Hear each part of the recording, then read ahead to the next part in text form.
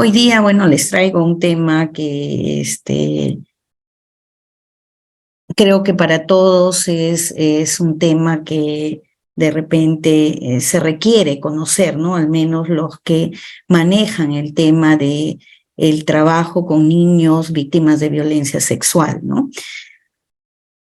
Y el tema que hoy día vamos a revisar es la entrevista única en Cámara Gesell en víctimas de abuso sexual infantil. Ujú.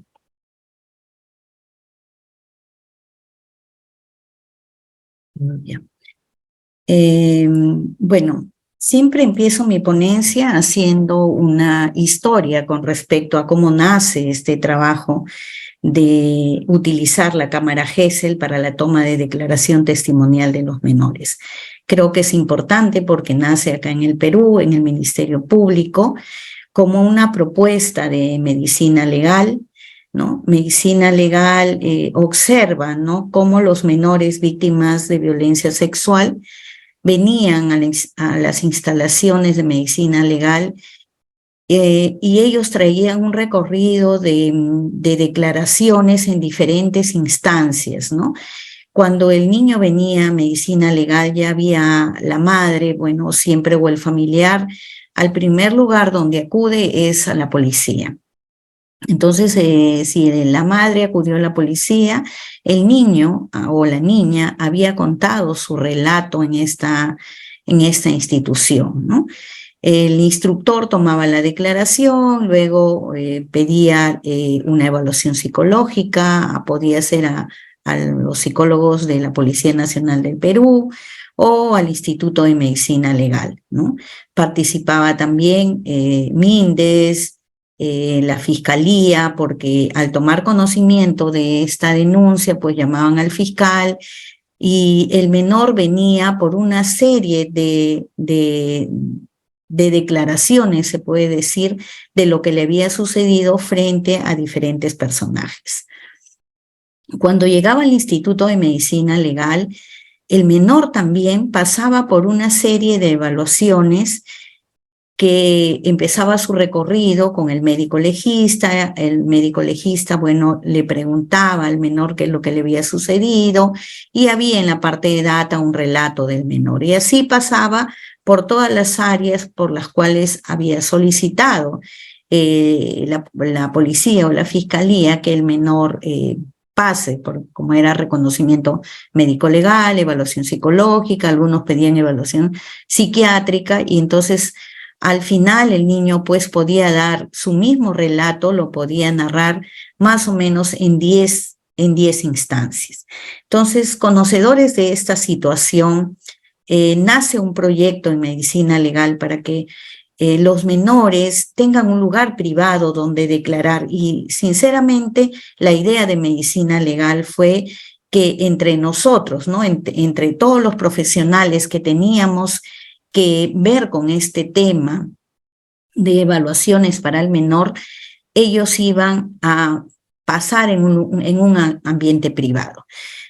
Entonces se presenta el proyecto, la fiscal de la Nación de aquella época tomó conocimiento, le llamó la atención la propuesta, pero dijo no pueden trabajar solos porque la idea era evitar revictimizarlo a los menores, ¿no? Y entonces tienen que trabajarlo en conjunto con la fiscalía. Y así nace este proyecto a partir del 2003 con una serie de reuniones, de reuniones con diferentes profesionales, con profesionales de distintos lugares, también de distintas entidades para poder sacar adelante este proyecto.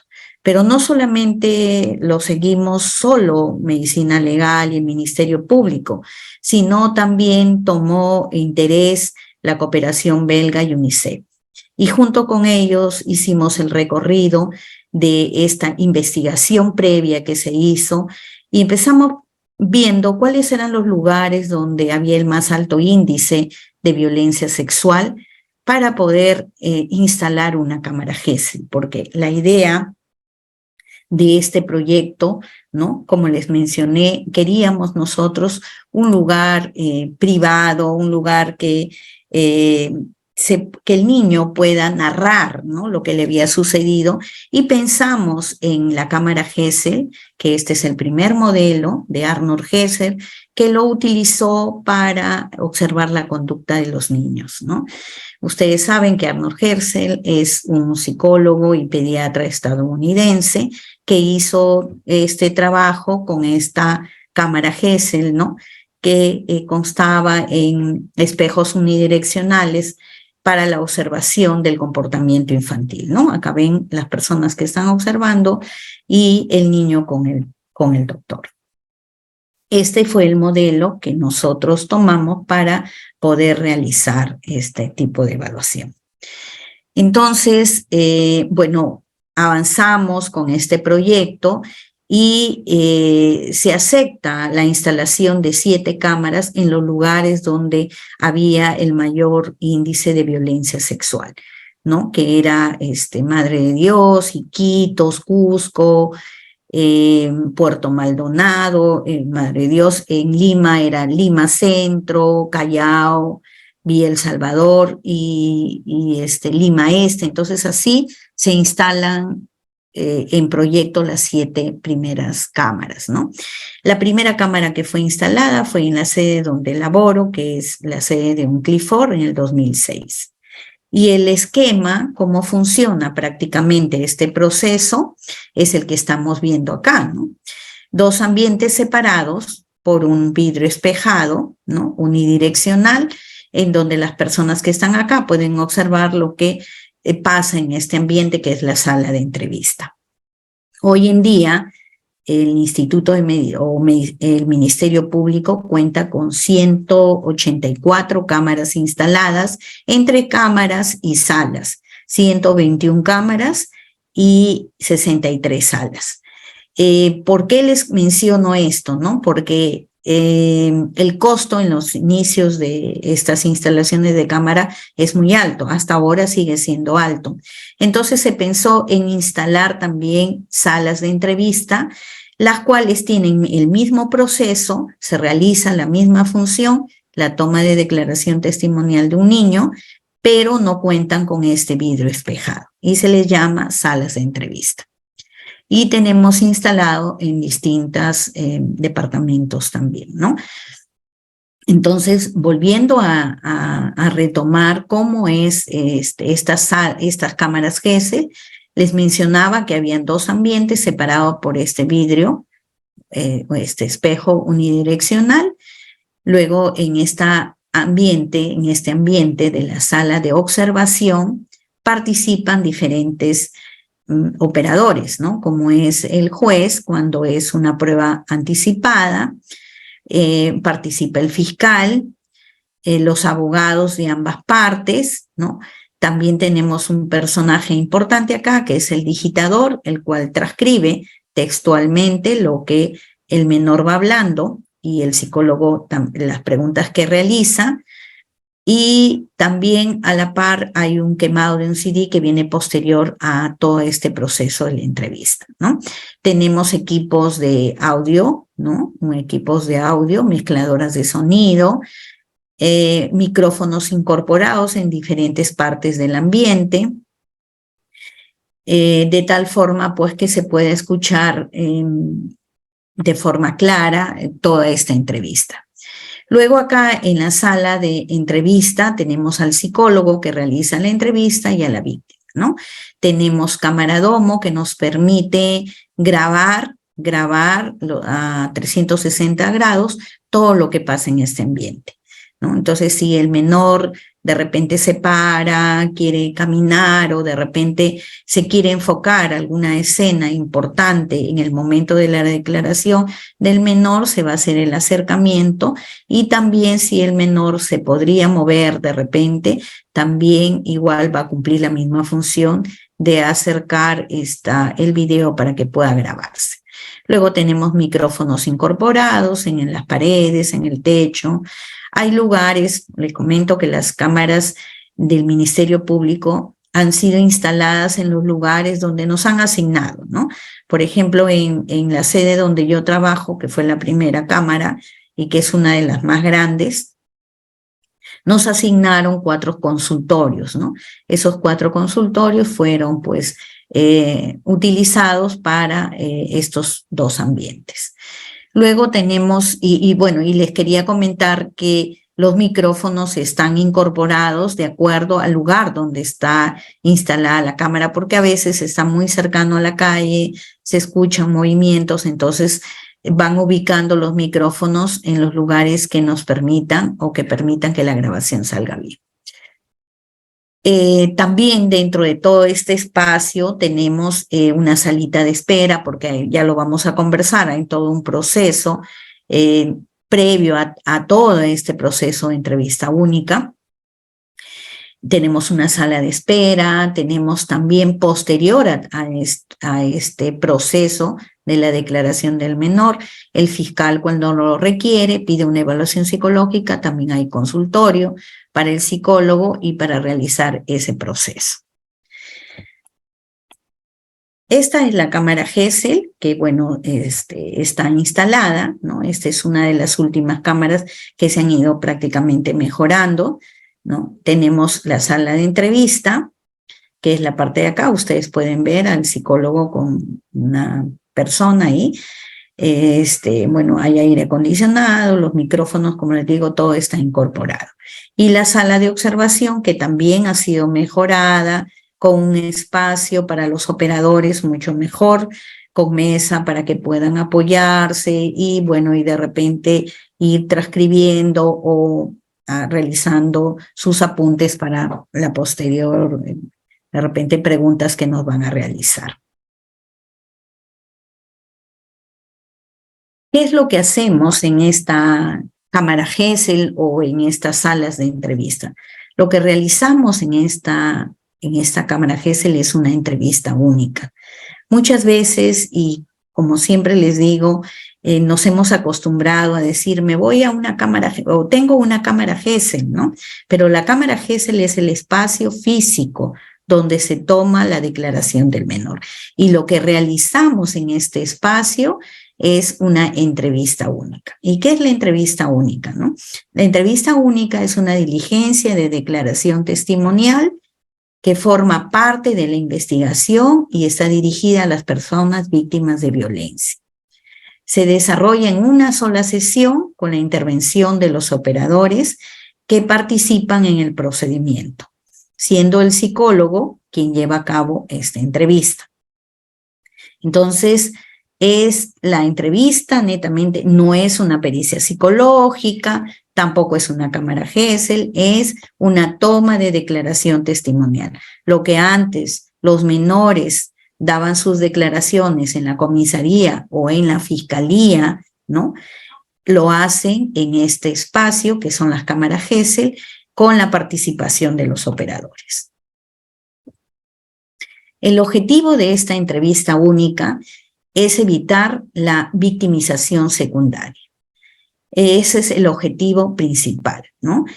Luego el otro objetivo que podríamos también mencionar es que es recopilar información de los hechos denunciados de manera objetiva, precisa y confiable a través del relato de la víctima, ¿no? Ustedes ven que esta entrevista que se realiza, una es dirigida o es llevada a cabo por un profesional psicólogo, ¿no? que tiene conocimientos de este trabajo y se recopila toda la información que se requiere. Y lo más importante es que se graba, ¿no? Se graba en un DVD que luego puede ser observado cuando los operadores lo requieran, ¿no? Como les estoy mencionando acá, ¿no? Un medio audiovisual.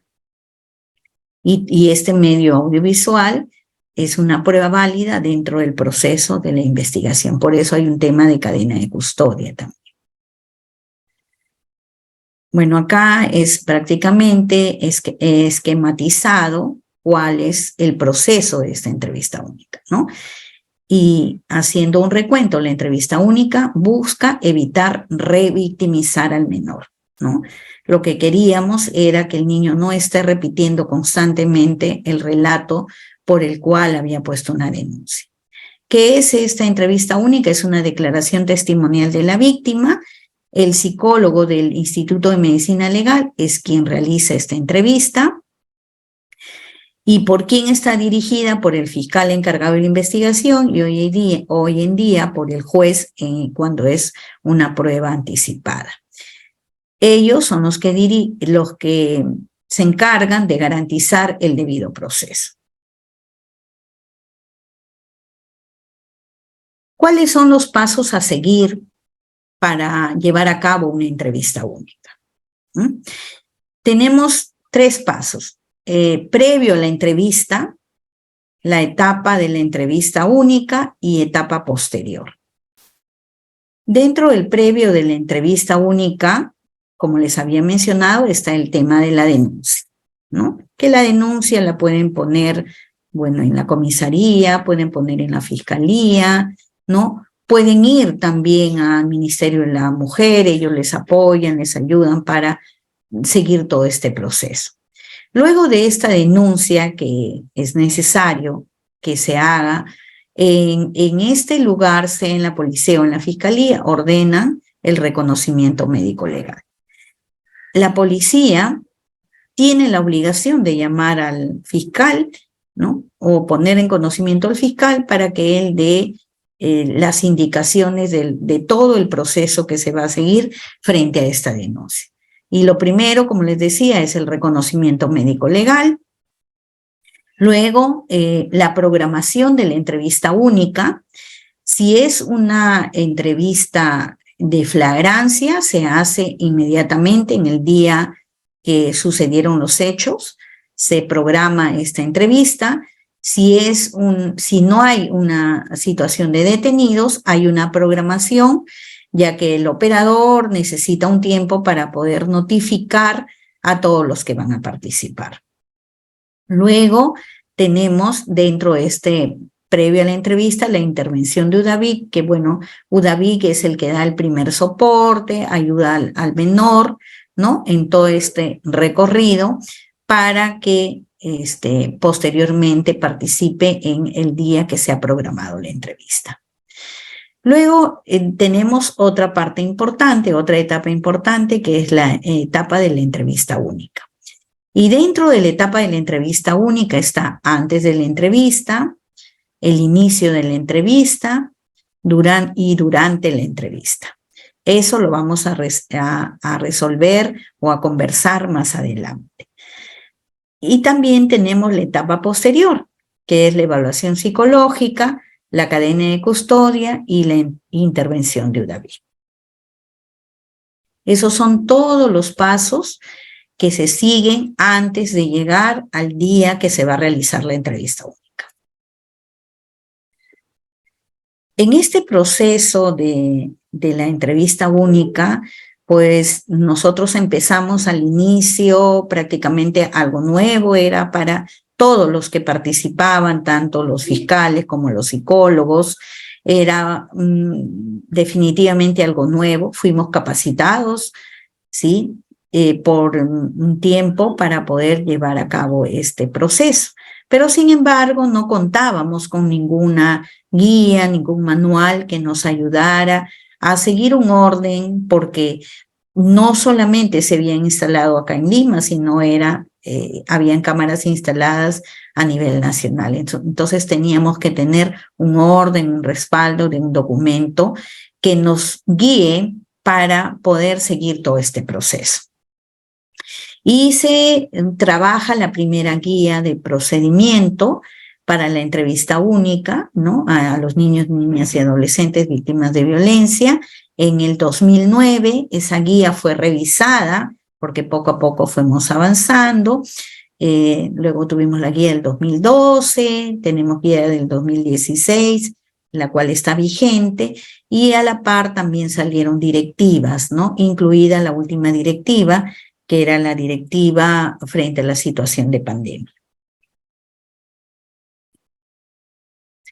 Lo importante de todo este trabajo, que conforme pasó el tiempo y fuimos prácticamente dándonos cuenta y aprendiendo y respaldando el trabajo, que era importante que los niños, sus declaraciones de estos menores sean dadas en un ambiente adecuado, ¿no? Donde el niño se sienta cómodo, donde el niño no esté presionado, donde el niño piense que alguien está atento a lo que él está narrando. Entonces, lo importante de todo este proceso es que este proceso de la declaración de la víctima a través de una entrevista única está considerado o se consideró dentro de la ley 3364, ¿no? Eso fue, creo que es un logro el que esté considerado este proceso dentro de la ley. Y dentro de la ley, el artículo 19 habla sobre la declaración de la víctima y entrevista única. ¿Y qué es lo que dice?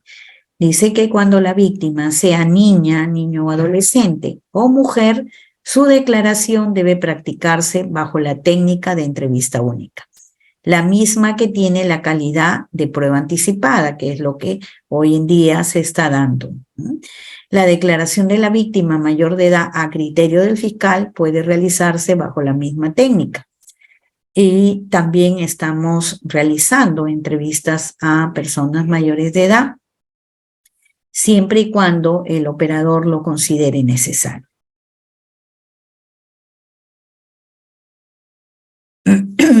Luego de eso, tenemos la última guía, la guía del 2016, que está enmarcada dentro de esta ley 3364, ¿no? Y con esta guía también tenemos una directiva del 2018, que es un documento que hace algunos ajustes que no están plasmados en este documento y que era importante tener un documento para poder respaldarlo, ¿no?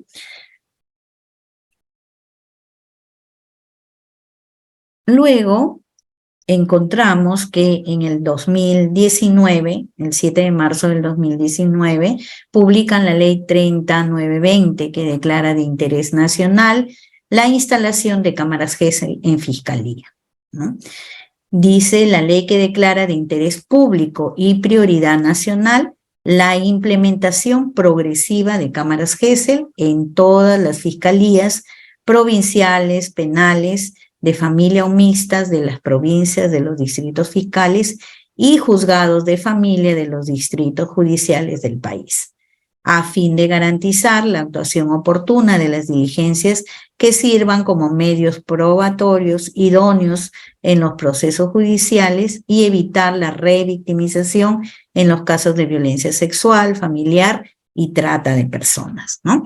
Entonces, eso llevó a que prácticamente el Ministerio Público junto con Medicina Legal, que es donde mayormente están instaladas las cámaras GESEL, han ido instalando de tal forma que se trata de que en cada departamento cuenten con cámaras GESEL.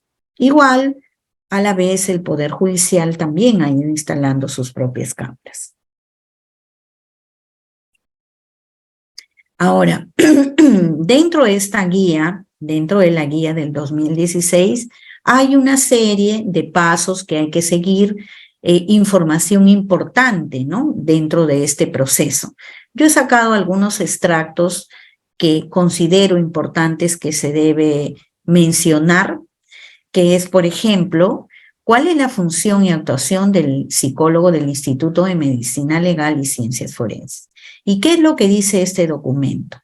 Dice que el psicólogo o psicóloga del Instituto de Medicina Legal y Ciencias Forenses debe estar capacitado en técnicas de entrevista forense y contar con la experticia necesaria para realizar el procedimiento de entrevista única en los casos de víctimas de violencia. También dice que el psicólogo es responsable de informar a la persona entrevistada respecto al procedimiento de la entrevista única. Así también hay funciones de otros operadores como es el digitador, ¿no? El digitador yo lo considero un personaje muy importante dentro de este proceso, porque él es el que va a transcribir, él es el prácticamente que va a presentar, ¿no? Ese documento tan importante que se transcribe en un acta. ¿Y qué dice, no? Dice que el digitador es un técnico que cuenta con estudios certificados de ofimática y conocimientos en manejos de equipo audiovisuales. Este señor prepara o señorita prepara anticipadamente la sala de entrevista o cámara Gesell según sea el caso, de tal forma que le permita la digitación ininterrumpida y textual de la entrevista, ¿no? Él es el que ve que todos los equipos funcionen, ¿no? Que todo esté en óptimas condiciones para que se pueda realizar este proceso. Revise el buen funcionamiento de los equipos, como les decía. En caso que algún equipo pues esté de repente tenga alguna falla, ¿no? Porque son equipos, son instrumentos prácticamente técnicos que podrían malograrse, entonces inmediatamente informa al fiscal o al juez para buscar una solución. Obtiene los datos de los que van a intervenir y digita la entrevista y al final de la misma procede a escuchar a efecto de completar o corregir lo digitado. También otra función que tiene es grabar en el soporte del CD o el DVD y verificar con el operador la calidad de la grabación. Otra función importante que hay dentro de este proceso es la del intérprete o traductor, ¿no? El traductor es una persona que traduce de una lengua a otra debido a que la víctima tiene una lengua materna distinta al español. El traductor o intérprete no debe tener vinculación con las partes, por eso es que quien solicita la presencia de este traductor es la fiscalía, ¿no? La fiscalía es la que hace todo el trámite para que venga un traductor, a veces vienen de la embajada, o bueno, ellos ya tienen todo un proceso para que el día que se va a realizar la entrevista esté presente el traductor. El intérprete interviene cuando la víctima presenta algún tipo de discapacidad, como cual sordo o mudo o sordomudo, para lo cual el fiscal encargado de la investigación o el juez coordinará con las entidades competentes. Durante la entrevista única, el traductor o el intérprete se ubica en la sala de entrevista al costado del psicólogo y se limita a transmitir las preguntas del psicólogo y las respuestas del entrevistado, evitando dar de repente una interpretación propia, ¿no? Es importante también mencionar que cuando se solicita un intérprete, la persona a la cual va a ser entrevistada o el niño al cual va a ser entrevistado tiene que tener el estudio o tiene que tener conocimiento del lenguaje de señas, porque si no tuviera el intérprete, lamentablemente no va a poder realizar ninguna interpretación de gestos o señas que el niño haya aprendido con su familia, ¿no? Hay muchos niños que no saben este lenguaje y han aprendido a comunicarse a través de algunas señas con sus familiares. Lamentablemente, el intérprete no va a dar esa interpretación de esas señas porque podría generar una dificultad con respecto a una interpretación que de repente podría de repente este profesional dar una respuesta equivocada. Por ahí veo que están levantando la mano, pero creo que hemos quedado que es al final, ¿no?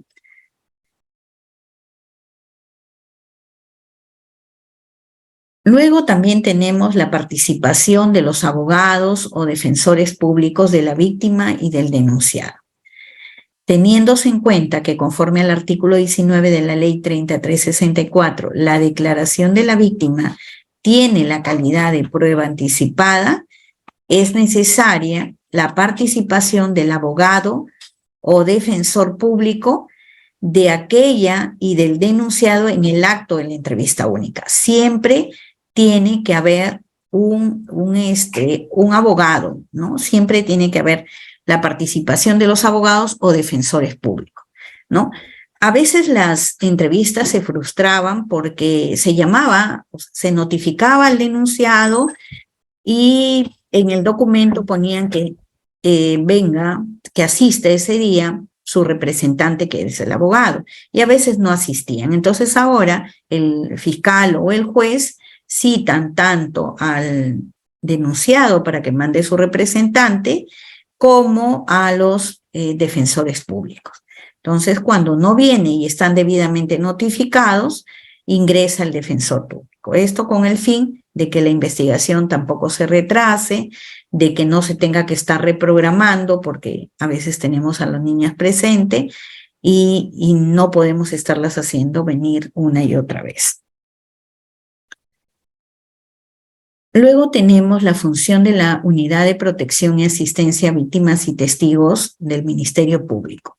Las unidades de protección y asistencia a víctimas y testigos intervienen en la etapa previa y posterior a la realización del procedimiento de la entrevista única, con el objetivo de brindar contención emocional y acompañamiento a las víctimas a fin de asegurar su adecuada participación procesal y evitar revictimización en su perjuicio.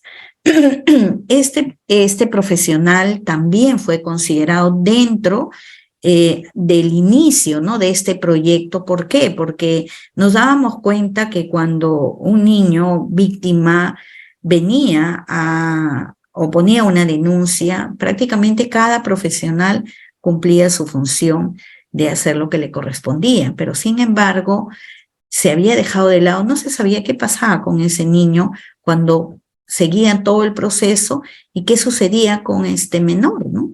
Ese menor seguía un tratamiento, no seguía un tratamiento, seguía en la casa. Entonces se vio la necesidad de que un profesional esté presente en todo este proceso. Entonces los psicólogos o los profesionales de UDAVIC participan acompañando a estos menores tanto antes de la entrevista como posterior a la entrevista para el proceso que sigue, ¿no?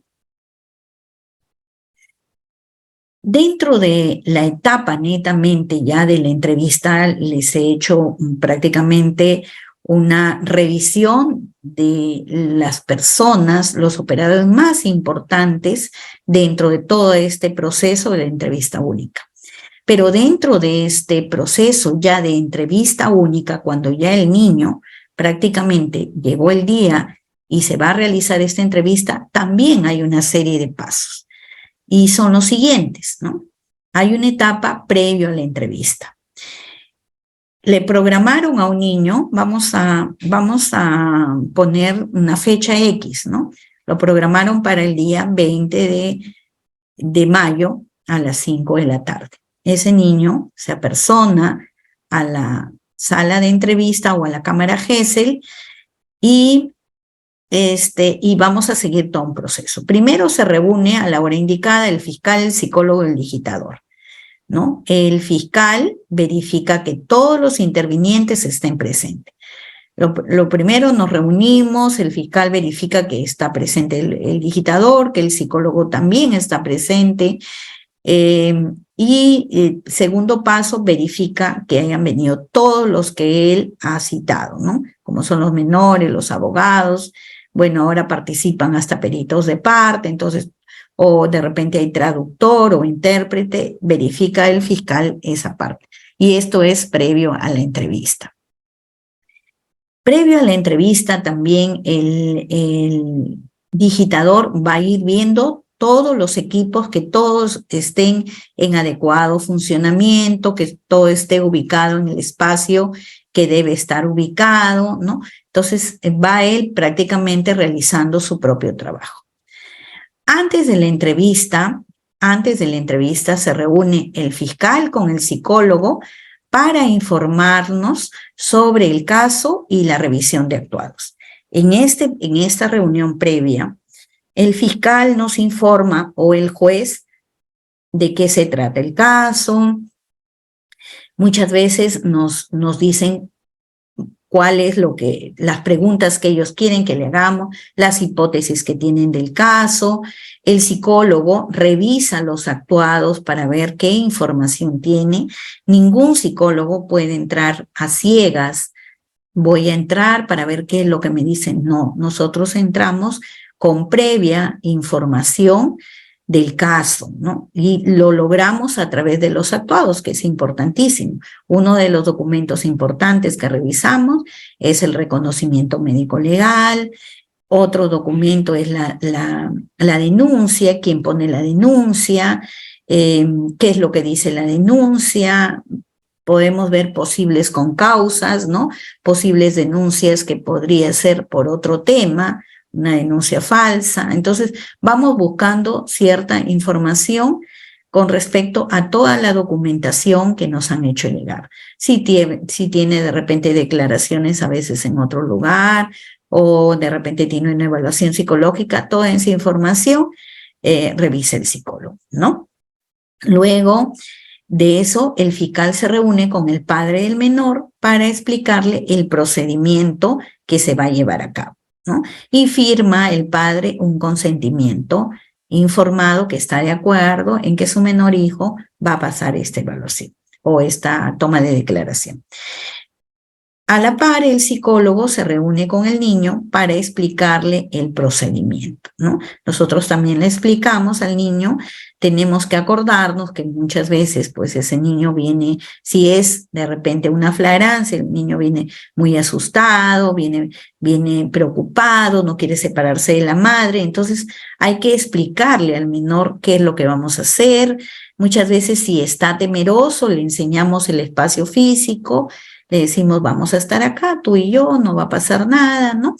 Igual con el niño que ha sido programado, porque a veces hay niños pequeñitos que les cuesta desprenderse de los padres, entonces hacemos esa conversación con el menor, ¿no? Le damos detalles, qué es lo que vamos a hacer, le explicamos, porque tampoco podemos mentirle, le decimos que es una conversación que va a ser grabada.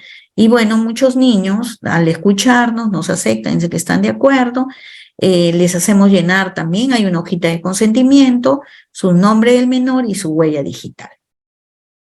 Y ya lo tenemos al niño preparado. Eso también le sirve al psicólogo para poder ver ese proceso, ese espacio que tenemos con este niño, nos ayuda a ir conociendo con qué niño yo voy a trabajar, ¿no? ¿Cómo es su lenguaje de este niño? Si se comunica bien, ¿no? Si le cuesta desprenderse de la madre, si en esa pequeña conversación que hemos tenido le he escuchado de repente su lenguaje es fluido. Entonces, también el psicólogo va a empezar en ese momento a hacer su trabajo.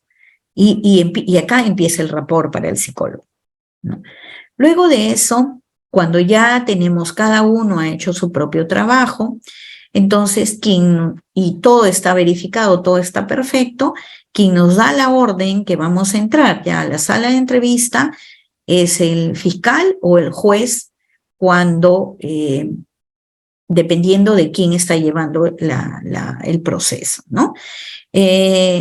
Con el tema del juez hay un tema que quizás se ha venido a agregar a este proceso de la toma de declaración, que es la acreditación, ¿no? Hay un espacio que demoramos un poco más de tiempo porque hay una acreditación previa que se hace y que es conducida por el juez, ¿no? Entonces, cuando ya nos han informado que todo está perfecto, si es el juez que ha visto que estén notificados y que, bueno, ha considerado que todo esté en óptimas condiciones para poder llevar a cabo la entrevista, nos pasan la voz que ya podemos entrar a la sala de entrevista. Previo a eso han ingresado los operadores, ¿no? Incluidos el padre, porque entra el padre o representante del menor para poder escuchar y estar presente en esta entrevista. Cuando ya nos han dado la orden, el psicólogo se dirige a la sala, ingresa al espacio físico. El psicólogo se presenta y se reinicia el proceso del rapport. Eso es durante la entrevista. ¿no? El psicólogo inicia el proceso de recopilación de información a través de una entrevista forense. Más adelante vamos a irlo revisando. El fiscal, luego que el psicólogo ha hecho todo el proceso, luego nos pasan las preguntas que requiere, que de repente el psicólogo no las realizó, o que también nos va a pasar las preguntas de los abogados, ¿no? Luego, en cuanto a la culminada la entrevista, el fiscal indica al psicólogo la culminación de la entrevista, cuando ya se han hecho todas las preguntas necesarias. El digitador revisa la transcripción, luego hace el quemado del DVD, hay una firma de los participantes y la cadena de custodia. Ese es el proceso que se da en este primer momento de la toma de declaración de la menor a través de una entrevista única. Bueno, las preguntas de los operadores que ya les había mencionado, ¿no? Es importante mencionarles que las preguntas que muchas veces nos pasa el operador a veces no la va a entender un menor. Por eso está el psicólogo ahí, ¿no? Porque el psicólogo es el que va a adecuar las preguntas al nivel cognitivo o sociocultural del entrevistado para que el niño lo pueda comprender, ¿no? Esa es una de las funciones que realiza el psicólogo en ese momento. Bueno, de advertirse en esta narración otros hechos de violencia, por ejemplo, estamos conversando y el niño dice que no solamente ha sido una persona por la cual está viniendo, ¿no?, que lo ha tocado, si no hay otra persona, entonces va a depender del fiscal o del juez que en ese momento se converse sobre esta persona, pero muchas veces nos dicen que no hay que conversarlo porque ese es otro proceso, no hay un abogado que esté presente para que haga las preguntas de esa persona que la están involucrando en este proceso. Entonces, los psicólogos cumplimos en seguir las indicaciones del operador. En la etapa posterior, bueno, el cierre de la entrevista, como ya les había dicho, hay un acta que se firma por todos los que han participado. Luego de esto, también en este proceso de la entrevista, de las entrevistas únicas, nos encontramos con lo que nos ha tocado vivir, que es la pandemia, y bueno, y frente a esa situación fue difícil para nosotros el continuar, ¿no? O sea, creo que para todos, pero para los psicólogos y los fiscales que trabajamos con menores víctimas de violencia, cambiar, ver cómo vamos a tomar esas declaraciones, porque prácticamente las tomas de declaración de los menores eran espacios cerrados, hay cámaras que son muy pequeñas, ¿no? Hay contacto casi directo con ellos, entonces hubo todo un cambio, hicimos una guía de procedimiento y bueno, se pudo llevar a cabo este proceso, ¿no? Y se planteó hacer una entrevista semipresencial con la presencia física de alguno de los participantes, como era el psicólogo, el menor víctima, el fiscal encargado de la investigación, el fiscal penal y el digitador. Los otros personajes que participaban dentro de este proceso se interconectaban a través de una plataforma. Esta es la modalidad de atención, ¿no?, que la hemos seguido haciendo. Hoy en día seguimos trabajando semipresencial todavía, ¿no? Los jueces, algunos de ellos se interconectan, la fiscal de familia también se interconecta y seguimos utilizando todavía esta modalidad, ¿no? Y acá hay una foto. Definitivamente, pues cambiamos totalmente la manera como nos presentamos, porque de verdad era una situación que no sabíamos que nos podía suceder y cambiamos toda la estructura, puertas abiertas, ¿no? Este vidrio de acá completamente con ropa que de repente para nosotros que siempre tratamos de que los niños tengan confianza, bueno, prácticamente nos tuvimos que cubrir y eso al inicio costó, pero poco a poco los niños como ya para ellos se les hizo común el ver a las personas con mascarilla, con mandiles, entonces fue más fácil que se pueda tomar estas declaraciones. Y hubo todo un proceso igual, ¿no? Hubo un proceso desde la parte de la bioseguridad, ¿no? Que se empezó a dar en este proceso nuevo para nosotros. También cada uno tenía otras funciones, como por ejemplo el fiscal o el juez hacía la creación de la plataforma, ¿no? Ellos notificaban, todo ha sido de forma virtual. Muchos de los procesos han quedado ahí porque definitivamente es más práctico, ahorra el tiempo también para poder llegar a las notificaciones, ¿no? Entonces, y bueno, y toda esa forma de repente de funciones fue cambiando con este nuevo proceso, ¿no? Durante la entrevista, netamente en este proceso de entrevista práctica semipresencial, también había una parte importante, por ejemplo, la que cumplía el fiscal y el juez, ¿no? Recordarle las obligaciones a todos los que participaban de la confidencialidad, porque se estaban interconectando y bueno, y siempre se había guardado o se había cuidado, ¿no? De que esta información que prácticamente se daba, se cuide mucho, ¿no? De la cadena de custodia. Pero bueno, hemos realizado y nos ha ido, creo que bien, porque seguimos cumpliendo con los procesos que se fueron dando, ¿no?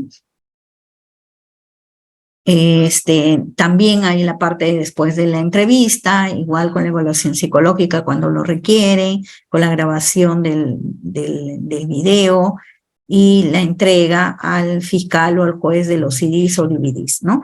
Porque les comento que no, medicina legal no se queda con ningún video, ¿no? Toda la cadena de custodia está en manos de los operadores. Hay algunas consideraciones generales que las he considerado, como es mencionar en este conversatorio, que es el tiempo, ¿no? El tiempo técnico estimado tendrá una duración promedio de 2 horas, dependiendo de la complejidad del caso, y lo recomendable sería el inicio puntual de la diligencia a fin de no perjudicar las siguientes entrevistas programadas. Con el tema de la pandemia, casi la programación es cada 3 horas, considerando también no solo el tema de la pandemia, sino el tema de que hemos entrado al tema de trabajar las pruebas anticipadas y los procesos, como les había mencionado, demoran un poco más.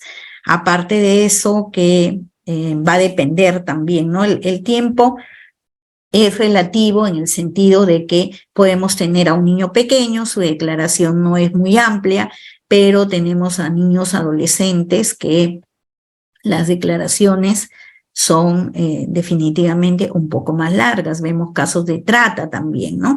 Entonces, más o menos un aproximado de programación entre una cámara y otra es 3 horas, o de una entrevista y otra es 3 horas, ¿no? Y hay otros criterios que también es importante mencionar, que los criterios de suspensión de una entrevista, ¿no? Se nos puede dar situaciones diversas en las cuales es necesario suspender la entrevista. ¿Y cuándo sucede? ¿No? Cuando la víctima no brinda información vinculada a los hechos investigados, a veces el operador dice que hay que suspender la entrevista. La víctima se encuentra en situación de crisis emocional. Nos dijo que sí estaba de acuerdo en entrar a la entrevista, puso su huella digital, pero cuando empezó a narrar lo que le ha sucedido, la niña empieza en crisis, no para de llorar, tratamos de calmarla y sigue llorando. Entonces, en ese momento se suspende la entrevista se hace una reprogramación para otra fecha. También se suspende, a veces momentáneamente, cuando la víctima expresa necesidades de ir a los servicios higiénicos. Por eso las cámaras de hoy en día que están instalando, que prácticamente las están construyendo, se ha considerado tener un baño dentro de la sala de entrevista para evitar de que el niño se desplace a otro lugar, ¿no? También se suspende la entrevista cuando la víctima decide no continuar con la entrevista, ¿no? O sea, dice, nos había aceptado, pero llega un momento y dice, ya no quiero conversar, mejor ya no quiero comentar el tema. A veces se da eso en adolescentes, ¿no? Los adolescentes empiezan a contar y ya no quieren continuar, ¿no? Por una serie de situaciones. Entonces ahí se suspende, y también por fallas técnicas, ¿no? Falta de energía eléctrica, el mal funcionamiento de algún equipo que en el momento se está llevando a cabo la entrevista y se percatan de que no está grabando, por ejemplo, ¿no? O no hay audio adecuado. Entonces es el momento en el cual suspenden esta entrevista. En los casos de trata de personas, como les había mencionado, ese es un proceso mucho más largo, ¿no? Es un proceso más largo, son definitivamente otro tipo de víctimas, porque es un poco, hay más resistencia para que puedan declarar, ¿no? En adolescentes es un poco complicado, a veces en niños pequeños que vienen por mendicidad, es un poco más fluida la conversación. Entonces, aquí en estos casos de trata, prácticamente lo que se explora es la dinámica de la trata de personas, ¿no? Cómo estos niños han sido captados, cómo los han trasladado, ¿no? Si ha habido retención, si ha habido violencia, ¿no? Si de repente los han tenido ahí secuestrados. Entonces, todo un proceso distinto a la búsqueda de lo que hacemos en un caso de violencia sexual, pero que se da en este tipo de cámaras, ¿no? Que a veces hay situaciones en las cuales son mafias, ¿no? Entonces vienen las adolescentes con vestimentas distintas, prácticamente disfrazadas, con peluca, ¿no? Algunas ropa que no la hagan evidente quién es la persona. La cadena de custodia es importante, que luego de haber terminado una entrevista, esta entrevista, el DVD, luego de haberlo hecho probar, que todo está funcionando, se mete, se guarda en un sobre, se sella por las personas que han participado, se lacra, y hay todo un proceso de entrega al operador, ¿no? Que es el que va a guardar o va a mantener esta cadena de custodia. Posterior a ello también tenemos otro punto importante que hay que mencionar, que es la evaluación psicológica, ¿no? De acuerdo al requerimiento de la autoridad competente, se programa la evaluación. En el caso de prueba anticipada, el juez no pide evaluación psicológica, quien pide la evaluación es el fiscal, porque la investigación retorna a la fiscalía y ellos son los que piden la evaluación del menor para ver la afectación, si hubiera en este menor, a consecuencia de este hecho. Bueno, esta es una de las cámaras que hay en mi sede, que es una cámara más pequeña, pero que es más moderna. Tiene acá, hay 2 cámaras Domo, ¿no? Las mesitas también son distintas porque se pueden agrandar para cuando trabajamos con adolescentes, y bueno, y tiene el mismo proceso, ¿no? Micrófonos incorporados en todo esto. En la sala de observación también hay un agregado, que hay un micrófono incorporado por si sucede algo en este espacio entre las personas que están participando acá. Hay un televisor adicional para que puedan observar la entrevista si es que no pudieran las personas que están detrás. Dentro del plano, como les había mencionado, y hay algunas cámaras que ya están así, dentro de la sala de entrevista se ha incorporado un baño, ¿no? Y este es prácticamente el esquema. Y esta es la sala de observación con la mesa que les mencioné, que es más práctico para que puedan hacer sus apuntes, y la salita de espera. Dentro de este trabajo de entrevista única, he considerado necesario compartir con ustedes lo importante que es el trabajo ya netamente del psicólogo, ¿no?, en esta toma de declaración testimonial. Y creo que el objetivo principal en todo este proceso es buscar las buenas prácticas en la toma de declaración a víctimas de violencia sexual, ¿no? Entonces, y no solamente violencia sexual, sino hoy en día también vemos casos de violencia familiar, y no solamente a niños, sino a personas mayores. Y voy a conversar un poquito cómo hacemos el proceso ya cuando el psicólogo está en la sala de entrevista con el menor. ¿Y qué es lo que nosotros realizamos en esta sala de entrevista, ¿no? ¿Cómo logramos esa información? Lo que nosotros realizamos es una entrevista semiestructurada, ¿no? La entrevista semiestructurada es que es una entrevista forense, porque eso es lo que es la gran diferencia entre la parte de repente clínica con la parte de lo que nosotros realizamos desde el punto de vista legal. Realizamos entrevista forense. Y es una entrevista semiestructurada que posibilita expresarse libremente al entrevistado, ¿no? El entrevistado va a contar libremente lo que le ha sucedido, pero sin que el entrevistador pierda las riendas de la misma, ¿no? O sea, el niño puede contarnos lo que nos ha pasado, y nos toca diferentes casos donde el niño quiere hablar y él quiere dirigir la entrevista. Entonces, el psicólogo tiene que tener ahí experticia para que pueda él conducir esta entrevista, no perder las riendas de ella. Así como tampoco en ningún momento perder el objetivo tampoco, ¿no? ¿Por qué estoy en ese momento? ¿Qué es lo que estoy buscando? ¿Qué información quiero recoger? Entonces, esa es la misión del psicólogo forense. Toda entrevista debe utilizar un protocolo reconocido para la realización de la misma. Eso recomienda la entrevista forense. Y no solamente un protocolo, sino guías también, que nos van a dar un orden, ¿no?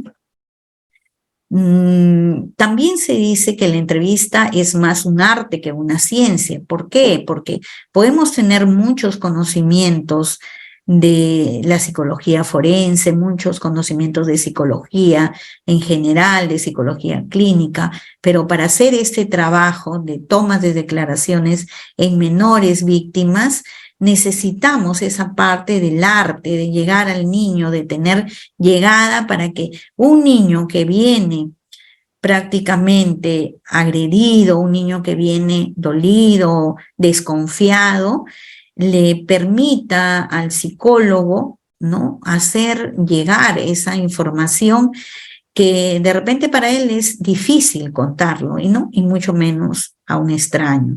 Entonces, el psicólogo debe tener arte para poder llegar a él. A veces no todas las personas pueden entrevistar, por eso es que a nivel de muchos países, a nivel internacional, siempre está presente la especialidad, ¿no? O sea, hacia dónde yo me especializo. Hay psicólogos que les gusta trabajar con niños, hay psicólogos que les gusta trabajar con agresores de pronto, ¿no? Entonces, hay psicólogos que ven el tema de violencia sexual, otros ven otro tipo de violencia. Es importante que tengan esa llegada del psicólogo, ¿no? Porque muchas veces no se puede descubrir a los involucrados porque no se entrevistó de una manera adecuada y completa. Y en las buenas prácticas, ¿qué es lo que buscamos y qué es lo que vamos a ir viendo, ¿no? Primero tenemos que ver en las buenas prácticas los principios de una entrevista forense. ¿Cuál es el objetivo principal de la entrevista forense? ¿Qué consideraciones debemos tener acerca del entrevistador? El contexto de una entrevista, cómo debe ser la entrevista y las etapas de la entrevista también. Dentro de los principios de una entrevista forense, tenemos que el niño debe estar en primer lugar. El niño para el psicólogo forense es la prioridad, no tanto a las necesidades de la familia, no al relato. Sabemos que a veces los tiempos corren con los operadores, ¿no? A veces los fiscales nos dicen tenemos que hacerlo hoy porque ya no me da el tiempo, ¿no? Tienen un tiempo cuando tienen detenidos, pero la prioridad es el menor. El niño tiene que estar en las condiciones para poder declarar, ¿no? El niño de repente si tiene un problema de pronto de que debería estar en un hospital porque de repente la parte física necesita él atenderla primero, bueno, es él primero, ¿no? Entonces, es importante priorizar esto, ¿no? Y priorizar y ver la necesidad de que el menor está en primer lugar para cualquier psicólogo. Luego también es importante ver permitir las competencias del niño, ¿no? Es responsabilidad del psicólogo permitir al niño comunicarse a su máximo nivel. Por eso es que lo que nosotros hacemos dentro de esta entrevista forense es la narrativa libre. Y la narrativa libre, ¿qué va a hacer? Que el niño me va a contar lo que tiene que contarme y el psicólogo va a escuchar. Y posteriormente, claro, va a depender, como les digo, de qué niño va a venir conmigo, ¿no? Qué niño estoy entrevistando para ver qué tanto esa narrativa libre va a salir tan espontánea o de repente yo voy a tener que ir dándole algunas palabras como para que él siga narrando lo que le ha sucedido. El psicólogo tiene que realizar la entrevista de una manera consistente y adecuada, ¿no? También tenemos que tener claro que es una entrevista, no es un interrogatorio, ¿no? Nosotros no interrogamos. La parte del psicólogo es entrevistar al menor y que salga la entrevista de una forma espontánea. El objetivo principal de una entrevista forense, como ya sabemos, primero es evitar la revictimización, pero también es dentro ya de esta declaración, es obtener el máximo de información posible y confiable, ¿no? Tengo que ir buscando información relacionada al hecho por el cual está el menor. Intentar recopilar hechos precisos sin vicios. Precisar circunstancias de tiempo, modo, lugar en que ocurrieron los hechos a investigar. Eso es importante en una entrevista forense para el operador. El operador necesita estos detalles, ¿no? En las circunstancias, el tiempo, el lugar, que nos brinden mayores detalles. Mientras mayores detalles vamos a obtener, vamos a tener una información rica que puede ayudarlo a la investigación. Ver si los datos dados por los niños pueden ser corroborados, eso también es importante. Cuando el niño nos dice me llevaron a una casa, ya, entonces hay que tratar de buscar esa información. Una casa, ¿y cómo era esa casa? ¿Había algún lugar cercano, algo que le recuerde? Entonces, lograr que cómo era la casa, tenía una planta o era pequeña, cuéntame cómo es la casa, ¿no? Para ver que de pronto el fiscal, porque eso va a ir a corroborar si es que la descripción que ha dado el menor concuerda con la ubicación del lugar donde él ha mencionado. En cuanto a las consideraciones acerca del entrevistador, también es importante tomar en cuenta cómo debe ser ese entrevistador. Y previo a eso, decirles, ¿no?, que realizar una entrevista en una forma adecuada está muy lejos de ser sencilla, pues exige del entrevistador que tenga conocimientos, que tenga dominio de sí mismo. Es importante que el entrevistador maneje sus propias emociones, porque vemos casos muy terribles, entonces no le puede ganar al psicólogo la parte emocional, hay que manejar esa parte, tener dominio de sí mismo, manejar el estrés, debe tener adiestramiento y experiencia, ¿no? Es importante que esté constantemente capacitándose y experiencia. Mientras más experiencia tiene, el mismo psicólogo va a ir encontrando sus propias técnicas para ir realizando este trabajo. Los encargados de evaluar al menor víctima de abuso sexual infantil, si no tienen el adecuado conocimiento y experticia, pueden generar sesgos de partida que condicionarán todo el proceso de la entrevista, ¿no? Hay que evitar esos sesgos para esta tomas de declaraciones en los menores.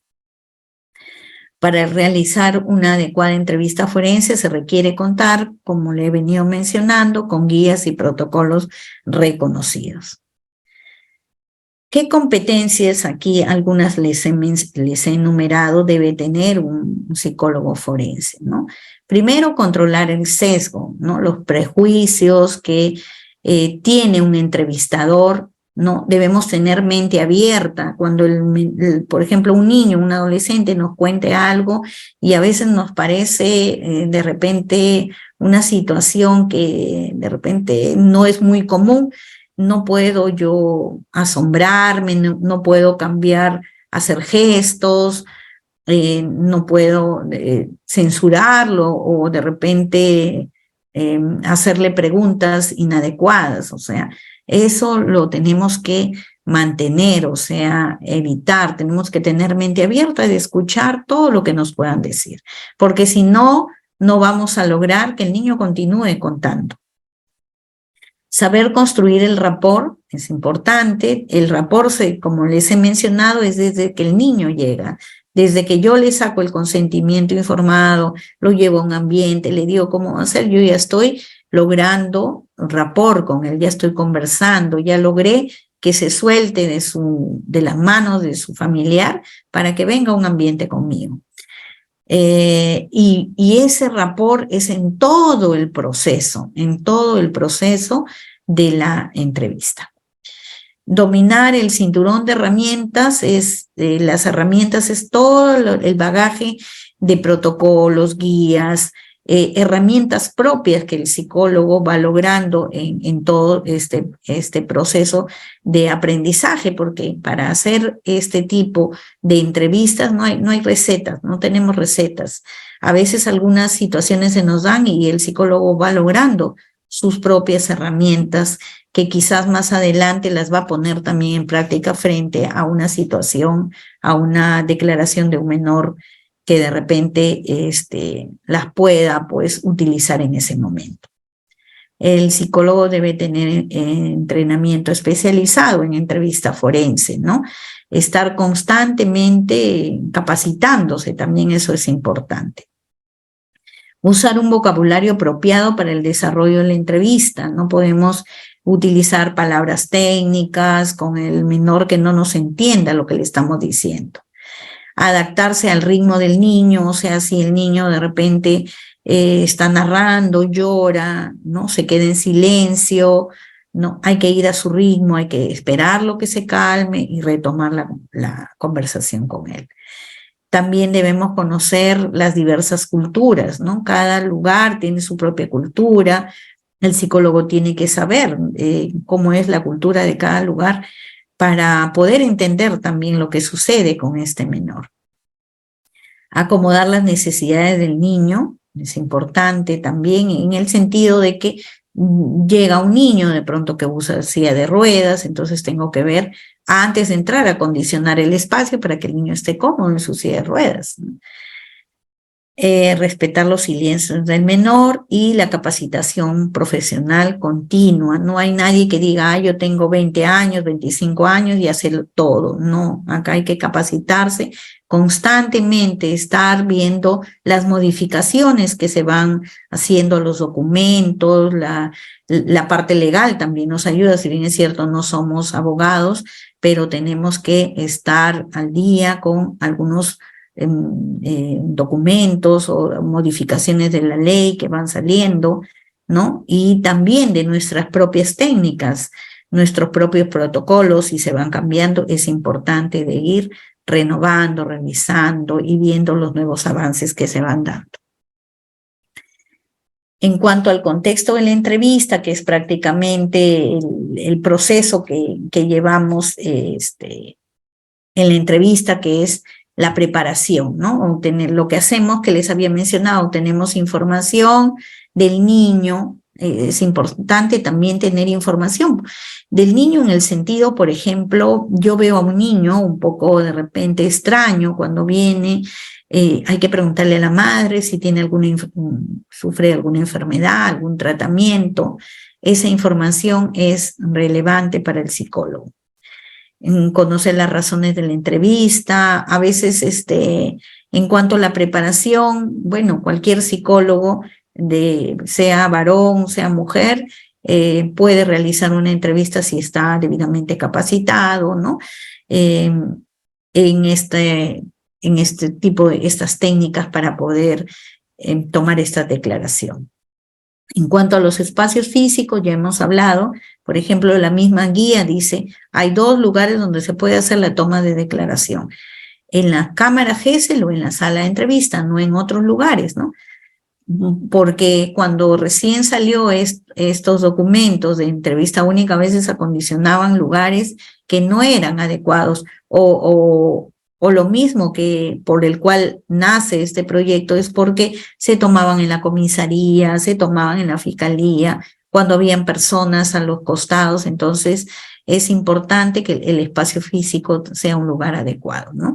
Y que bueno, con todo este proceso la grabación también es importante. En cuanto al tiempo, a la programación, es lo más cercano al evento, ¿no? Esto quiere decir de que si, bueno, sucede, como les dije, un tema de flagrancia, pues se haga inmediatamente. A veces las revelaciones de lo que le ha sucedido a un menor lo hacen posterior, no lo hacen inmediatamente, el niño se queda callado, a veces pasan años y ellos recién cuentan. Entonces, lo más cercano al evento que él ha contado, ¿no? Al día que él cuenta, lo más cercano hay que programar, ¿no? Hay que hacer entrevistas cortas en vez de entrevistas largas, especialmente con los más pequeños, ¿no? Tenemos que tener mucho cuidado. Es importante estar atento a las señas que puede presentar algún niño, ¿no? Ser consciente de que si se está cansado el niño, está fatigado, ¿no? Estar atento a todos esos mensajes. En cuanto a la documentación, el relato debe ser copiado, ya sabemos, textualmente.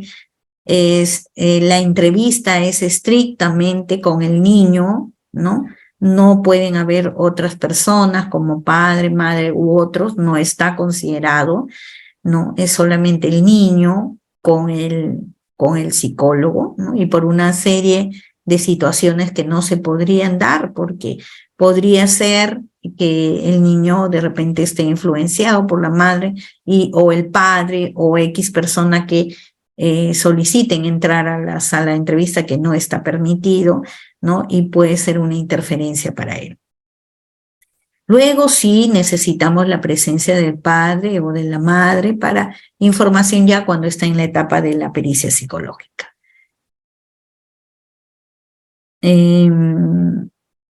Bueno, como les dije, es una entrevista en cuanto a la estructura semiestructurada, ¿no? Que busca obtener un relato del hecho investigado de una forma libre, espontánea, ¿no? Que salga del niño, que cuente para poder ver, porque el psicólogo, en el momento que el menor va contando lo que le ha sucedido, y el psicólogo va evaluando y viendo cómo es ese relato, cómo es el lenguaje del menor, qué es lo que dice el menor, si hay contradicciones, ¿no? Todo eso va evaluándolo en ese proceso.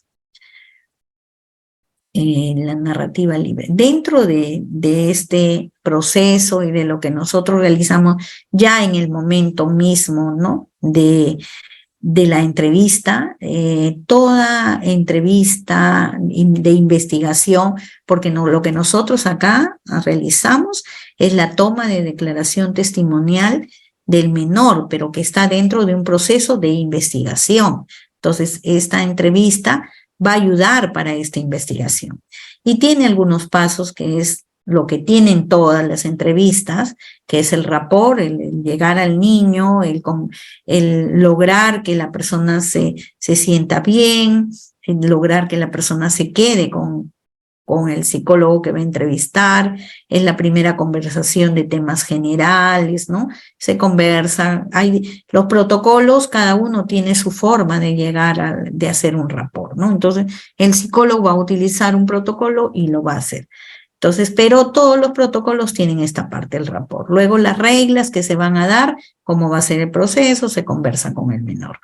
Hay una parte que es prácticamente es el foco que es la parte prácticamente del nexo entre todo esto que se ha venido conversando con la parte ya, la narrativa del menor, ¿no? Y esa parte pues se inicia preguntándole al menor, cuéntame por qué estás acá, ¿no? Y hay otras formas de llegar, el psicólogo va a tratar de que él cuente lo que le ha pasado de diferentes formas y de acuerdo al protocolo que va a manejar. Dentro de esta parte de la narrativa, ¿no? Hay prácticamente, podríamos dividirlo en tres partes, ¿no? Que es la narrativa libre, que es la primera parte, donde el menor me cuenta, donde si hay silencios, el psicólogo le va diciendo, a ver, cuéntame un poco más, qué más pasó, ¿no? Y luego que ya el menor ha contado todo el relato, viene una segunda parte, que es la parte de la clarificación, que es la parte de las preguntas que hace el psicólogo para ver, buscar algunos detalles más, ¿no? Como es, por ejemplo, alguna de las preguntas que se podría hacer y esos toques que te hicieron fueron por debajo o por encima de tu ropa, hacerle preguntas dónde estaba en ese momento o con quién estabas tú en ese momento, dónde estaba tu papá, dónde estaba tu mamá, son preguntas que el psicólogo va a hacer para ir aclarando o para ir buscando información de la narrativa que el menor ha hecho. Y hay una tercera parte que prácticamente ya es netamente del operador, que son las preguntas que cuando el psicólogo ha terminado de abordar, de hacer preguntas, de la descripción episódica de este hecho, brindándonos detalles, ¿no? De acuerdo a lo que el operador necesita, de acuerdo a lo que el psicólogo sabe que se debe preguntar en estos casos, hay una tercera parte que es netamente del operador, que vienen las preguntas, no solo del juez o del fiscal, sino de los abogados, ¿no? Y estas preguntas, el operador nos van a pasar a través de unas radios, de unos teléfonos, ¿no? Para podernos comunicar o nos escriben al WhatsApp a veces todas las preguntas que hay que preguntar. La función del psicólogo aquí es leer las preguntas y adecuarlas a la edad del menor, ¿no? Es importante adecuarlas para que ellos la puedan entender. Nos hemos encontrado con situaciones en la cual a veces el operador nos dice, no, por favor, doctora, pase usted las preguntas tal cual, porque de pronto en el espacio donde él está, que es la sala de observación, que es el espacio netamente responsabilidad del operador, los abogados le piden que la hagan tal cual, ¿no? Y como esta parte es netamente del operador, bueno, el psicólogo le pasa las preguntas, ¿no? A pesar que a veces consideramos que no se deberían hacer esas preguntas, pero la investigación es del operador. Luego que se han hecho todas las preguntas que se requieren, hay una parte del cierre que el psicólogo se despide con el menor, agradeciéndole, ¿no? Y de acuerdo al protocolo hay diferentes formas de cierre. Hay consideraciones también a tomar en cuenta, ¿no? Acá, como es ya netamente en este proceso de la declaración del menor. Los tipos de preguntas que se realizan deben estar dirigidas a motivar la narración libre y evitar las interrupciones, ¿no? Hay que buscar la forma como el niño narre libremente lo que le ha sucedido. Tenemos que evitar realizar preguntas que de repente van en contra del menor o que podemos herir su susceptibilidad, como por ejemplo preguntas que sentiste, ¿no? A veces hay preguntas eh, eh, que no van, un poco duras, como decirle te gustaba lo que te hacían, por qué si te hacían esas cosas buscabas estar con él, o por qué volviste a ese lugar si te estaban haciendo esas cosas, ¿no? Hay una serie de situaciones por las cuales un niño vuelve a ese lugar, o sea, hay una serie de situaciones que se dan, amenazas, y X situaciones, ¿no? Que sería muy largo mencionar todo lo que pasa cuando un niño o por qué un niño vuelve a un lugar donde prácticamente le están haciendo daño. ¿Por qué no contaste antes? ¿No? Tampoco hay que evitar hacer esas preguntas. El entrevistador debe prestar una escucha activa durante la entrevista, evitando realizar apuntes constantes. Por eso es importante, ¿no? Y creo que uno de los logros que el tomar esta declaración del menor es estar directamente con el menor, estar en contacto directo, mirarlo, escucharlo y no estar preocupado en que yo tengo que estar apuntando porque hay una persona tras el vidrio que está apuntando todo lo que el menor dice. Entonces eso nos permite que apuntamos cosas muy puntuales que me van a ayudar para ir preguntando, pero no estoy constantemente apuntando.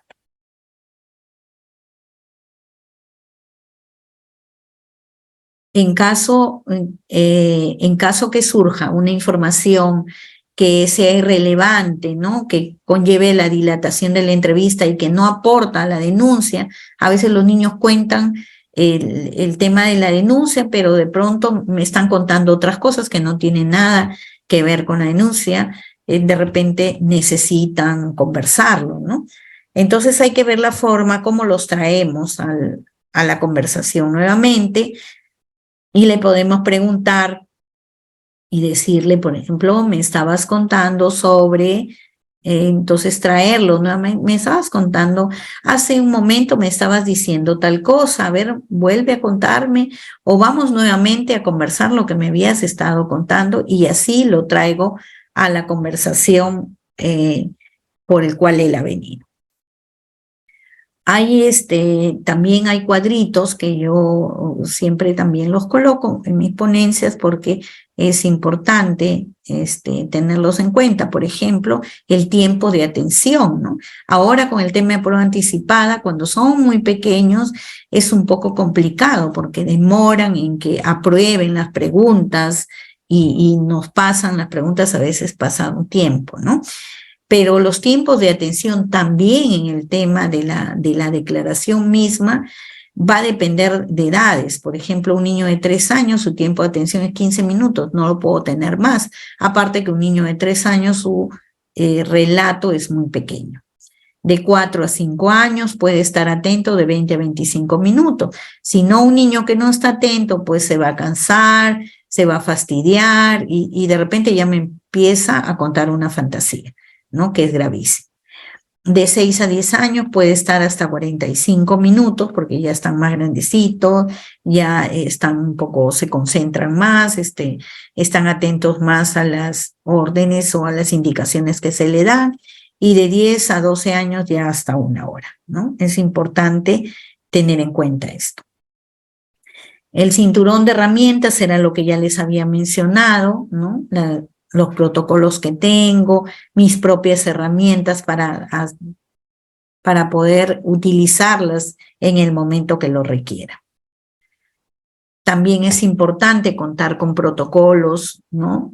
Para casos de víctimas de violencia sexual, hay muchos protocolos que se utilizan para este tipo de víctimas, como es el protocolo SATAC, que lo manejamos desde el inicio, hemos trabajado con el protocolo SATAC. Este protocolo ha sido modificado, por eso les dije que es importante ir revisando qué ajustes van haciendo, ¿no? Qué aportes nuevos tenemos.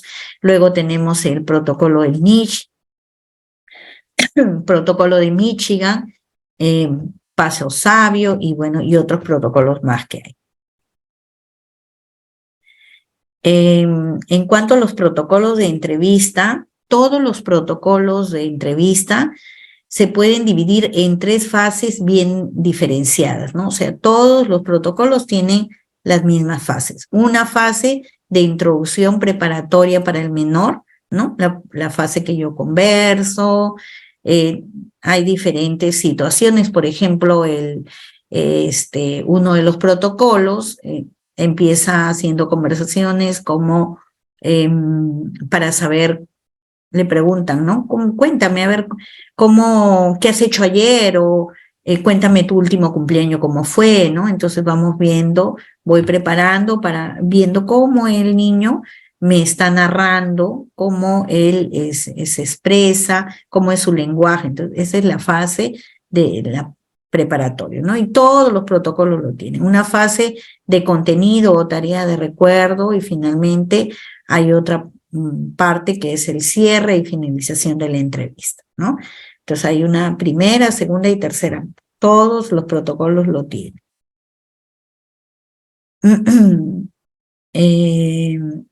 Bueno, los protocolos ayudan para un abordaje adecuado de la declaración de la víctima, ¿no? Porque hay una entrevista narrativa, no es un interrogatorio, evita realizar los interrogatorios, evita la contaminación o sesgo de la información, minimiza la posibilidad de contaminar la memoria también, contiene criterios de realidad para conocer que se tratan de hechos vividos, ¿no? Entonces, y por eso es la recomendación que se hace de la utilización de estos protocolos. Acá hay otro cuadro también importante a mencionar, que es las preguntas, ¿no? Las preguntas también van en función a las edades, no a todos los niños les puedo hacer las mismas preguntas. Sabemos que la investigación requiere saber pues fechas, lugares, ¿no? Hora, tiempo, pero no todos los niños te van a responder esas preguntas, porque va a depender de la edad y del desarrollo del menor, de la maduración que tiene este niño. Entonces, por ejemplo, un niño de 3 años me va a decir quién le hizo y qué le hicieron. Es difícil que te pueda dar mayor información. A veces te dicen dónde, pero va a depender de diferentes factores. La mayoría te dice quién y qué. Los niños de 4 a 6 años te dicen hasta dónde, o sea, quién le hizo, qué le hicieron y dónde le hicieron, ¿no? Y así, de acuerdo a este esquema, vemos que los niños de 7 a 8 te pueden decir hasta cuándo, qué te hicieron, quién te hizo, dónde y cuándo, ¿no? Los niños más grandecitos de 9 a 10 años ya te van a dar organización del evento, o sea, ya te pueden dar mayores detalles, qué le hicieron, quién le hizo, dónde le hizo, cuándo sucedió y ya te van diciendo, te van dando detalles mucho más estructurados, ¿no? Y ya de 11 a 12 años ya con detalles contextuales, ya te pueden decir fecha, hora, lugar, ¿no? Y mayor información. En cuanto a la información que se quiere lograr, ¿no? En una entrevista forense, es siempre lo que se requiere para una investigación es saber dónde le hicieron, el qué le hicieron, cuándo le hicieron y cómo le hicieron, ¿no? Ese es lo básico que se pregunta. Y que pregunta un psicólogo en general cuando yo atiendo a un menor en consultorio, por ejemplo, ¿no? Y soy psicóloga clínica y viene por un tema de violencia sexual, entonces, mi información que recojo y que necesito es saber esto. Ya para la parte de la investigación, cuando ya, interviene, ¿no? El tema de operadores que ellos, pues, hay una persona que está denunciada, hay una persona que puede estar, de repente, le pueden quitar su libertad, ¿no? La información que se requiere es mucho más. Entonces, ahí está de repente la diferencia entre lo que hace un psicólogo clínico, que va buscando esta información en este hecho de violencia sexual, porque requiere saber eso, requiere saber síntomas, cómo se siente, ¿no? Y un psicólogo que trabaja una entrevista forense para una investigación. Y tenemos así también que buscamos otra información, ¿no? Como fecha, lugar, nombre del supuesto agresor, ¿no? Se dice en la literatura que no hay que preguntar mayormente nombres, pero el operador requiere saber el nombre de esta persona, ¿no?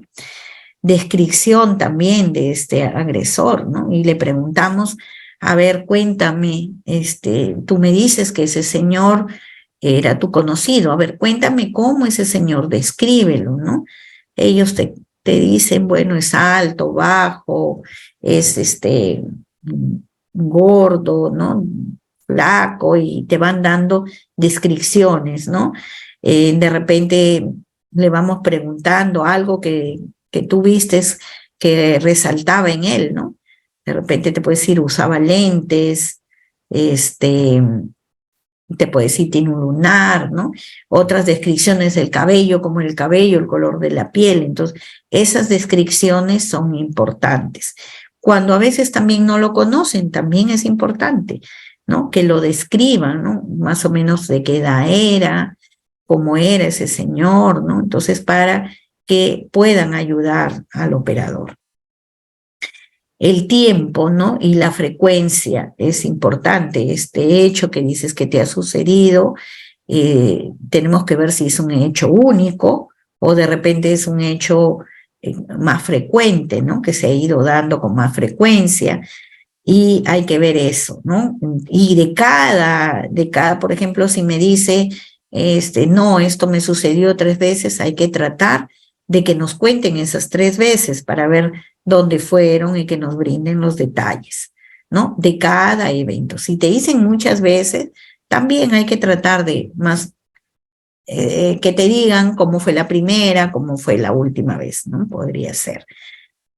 Si usaron algunos elementos, ¿no? A veces usan elementos para violarlos, como, por ejemplo, un lapicero, ¿no? Y una serie de cosas que te pueden ir mencionando los menores que han utilizado, ¿no? Las formas, cómo lo hacían, también es importante, ¿no?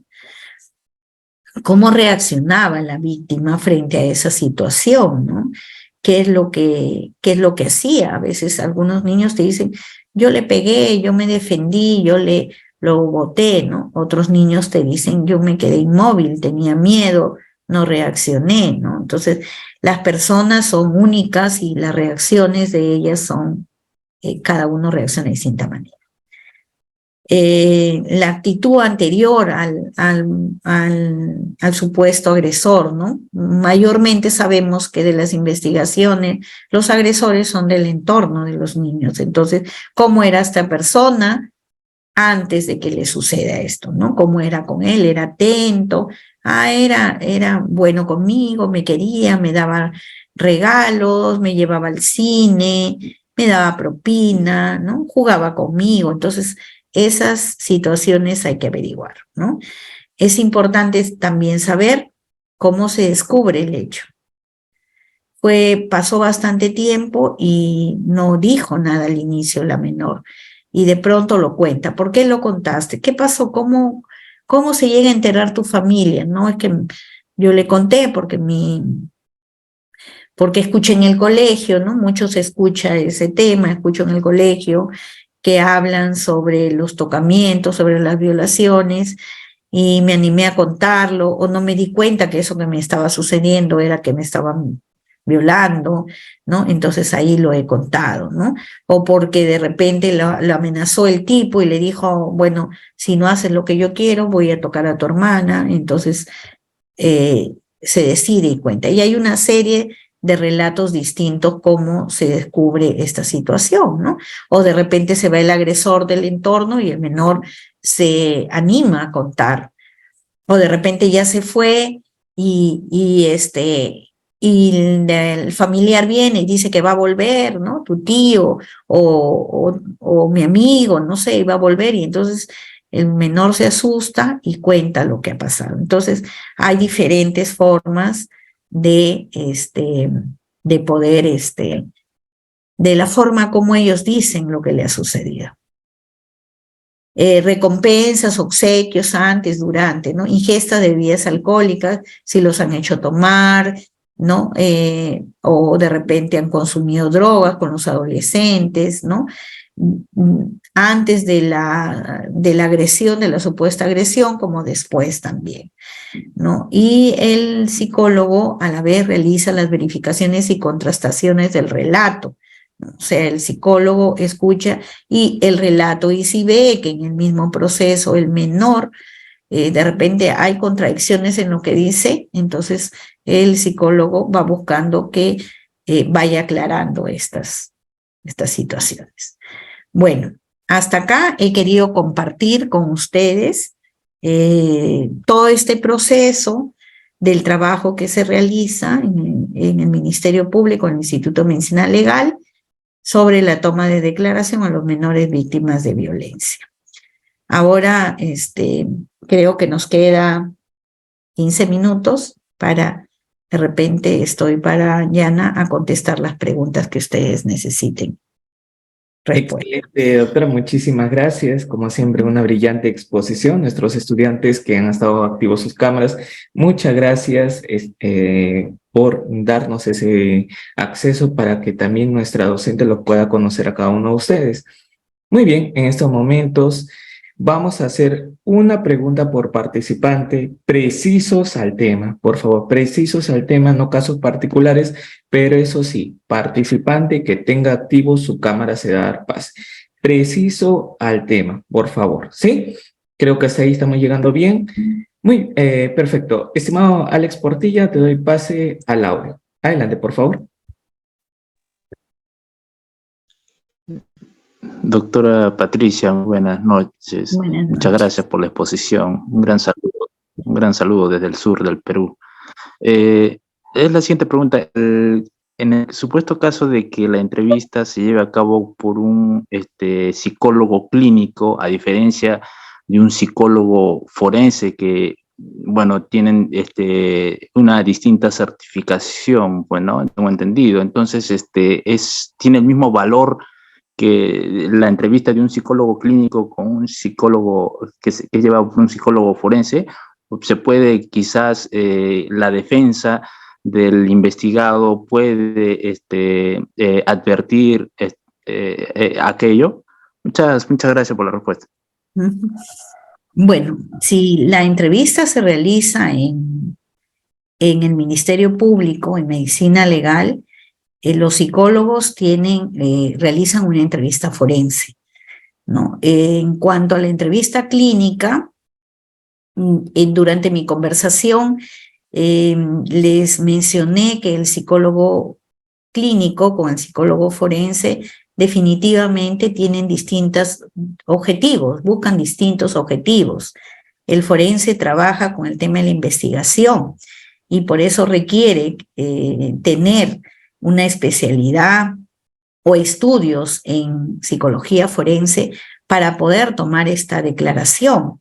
Podría ser que, como dices, de repente el abogado pueda de repente por ahí buscar, de repente, tomarlo como un tema de que no se realizó como debería ser. Podría ser un argumento de él, ¿no?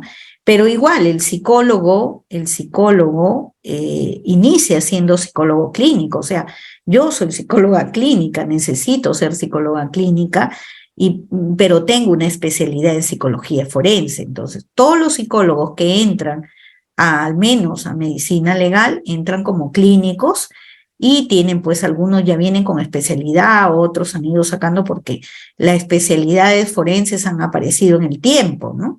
Yo, por ejemplo, tengo 25 años en la institución y cuando entré no había especialidad de psicología forense, ¿no? Entonces ahora ya los colegas que quieren de repente irse inclinando por la psicología forense o el trabajo forense, bueno, hacen su especialidad y van siguiendo cursos, ¿no? Entonces, los que ingresan a medicina legal son constantemente capacitados para que puedan realizar este tipo de trabajo.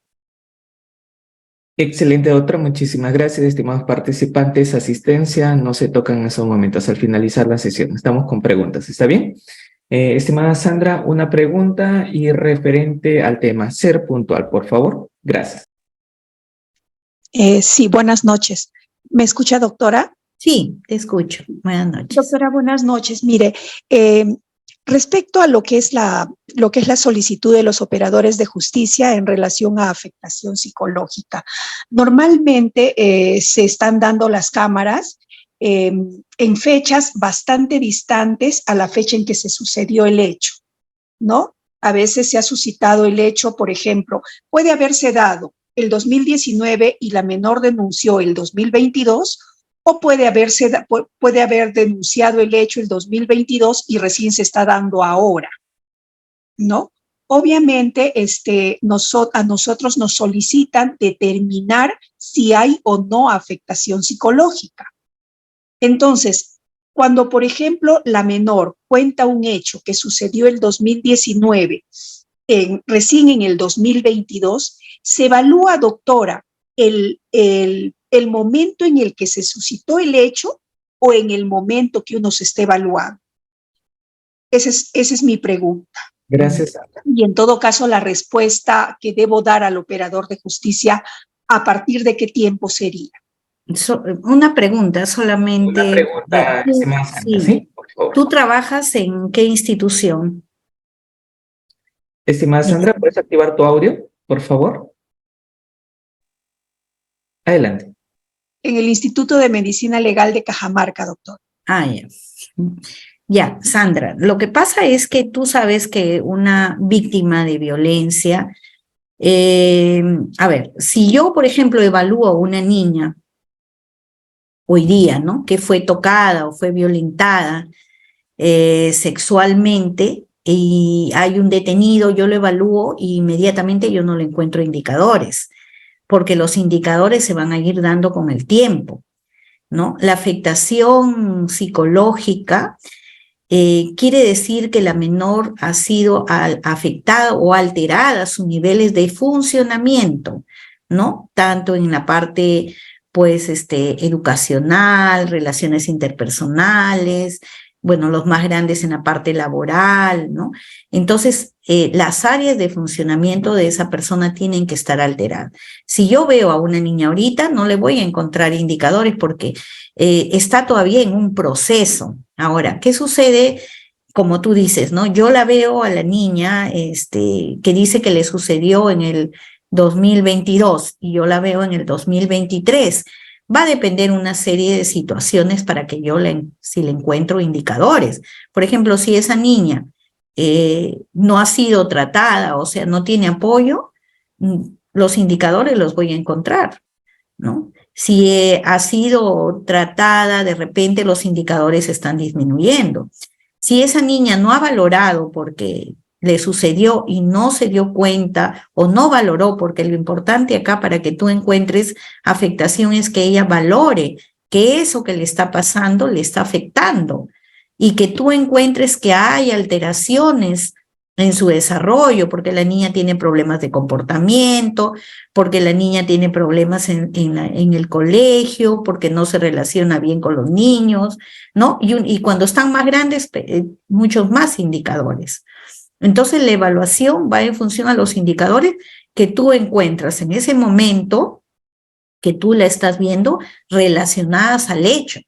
Porque si ella no ha tenido tratamiento, los indicadores se han ido agudizando mucho más, ¿no? Entonces, o si ella no lo valoró, los indicadores empezaron ahí y recién están empezando y podrían ser mucho más, como el ejemplo que les pongo. Yo veo a una niña ahorita, no le encuentro nada, de repente saliendo de la entrevista se da cuenta que lo que le pasó pues me está haciendo daño, ¿no? Y empiezan a aparecer indicadores en ella. Entonces, no sé si de repente mi respuesta a tu pregunta está cubriendo tu preocupación, pero es como la ves tú en ese momento relacionado al hecho por el cual ella viene. Así tienes que verlo. Excelente, doctora. Muchísimas gracias, estimados participantes. Recordar que no son casos particulares. Tenemos a Carol Geraldine. Nos dice, si son 3 víctimas por violación, ¿es válido realizar todas las víctimas en una sola entrevista? ¿Cómo? No le entendí, ¿puedes repetirme? Si son 3 víctimas por violación, ¿es válido realizar todas las entrevistas a las víctimas en su momento? O sea, son 3 personas por violación, tres niños por violación. Presuma que Carol hace mención, son 3 víctimas y las 3 tendrían que pasar cámara GES. Claro, las 3 tienen que pasar porque No, pero en el momento, ¿es en el momento, doctora? ¿O intercalado, lo regular que sea?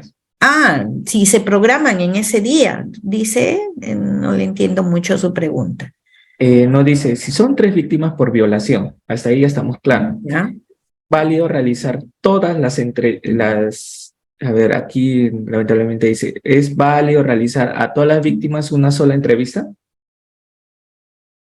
A todas las víctimas una sola entrevista. No le entiendo, de repente que te aclare, porque si, a ver, yo te entiendo así, ¿no? Son 3 víctimas, las 3 víctimas tienen que pasar entrevista única, porque son 3 denuncias, 3 investigaciones distintas, ¿no? Y cada persona es única. De repente a una de ellas le van a encontrar indicadores de afectación, a la otra no le van a encontrar, porque también es una situación que tiene que ver con los mecanismos de afronte de la persona. No a todas las víctimas a las presuntas víctimas les voy a encontrar indicadores de afectación. Podría no encontrarle indicadores, ¿no? Y eso es, como le digo, es una evaluación y hay que ver cómo es y por qué no lo encuentro en ese momento. Pero eso no quiere decir que no ha pasado el hecho. De repente por ahí le entendí así, ¿no? Sí, justo nuestros participantes estaban aclarando sobre la duda. Es Ya. porque la participante decía que las 3 pasen a cámara GES, las 3 en conjunto. Claro, y justo nuestros participantes dicen, no, es uno por cada víctima, presuntamente víctima. Claro.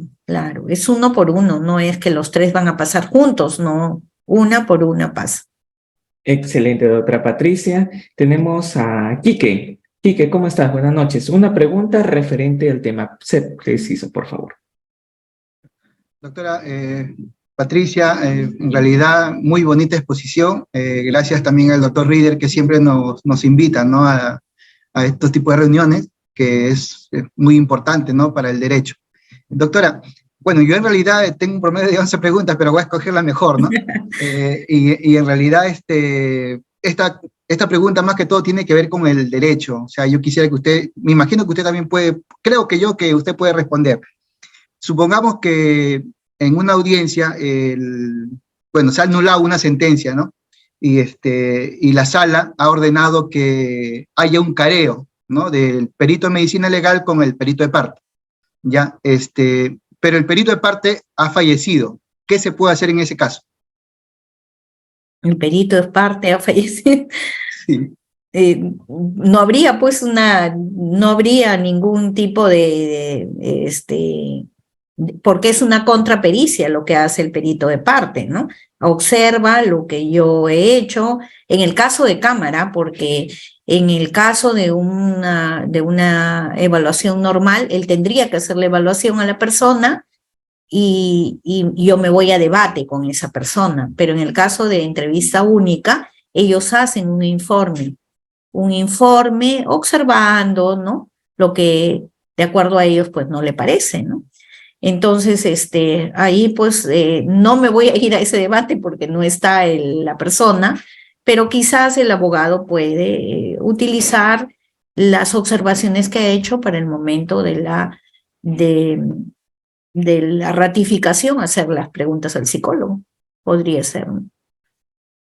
Excelente, doctora. Muchísimas gracias. Doy pase a Merali, porque Merali ha estado durante toda la sesión con su cámara activa. Adelante, Madely Janet.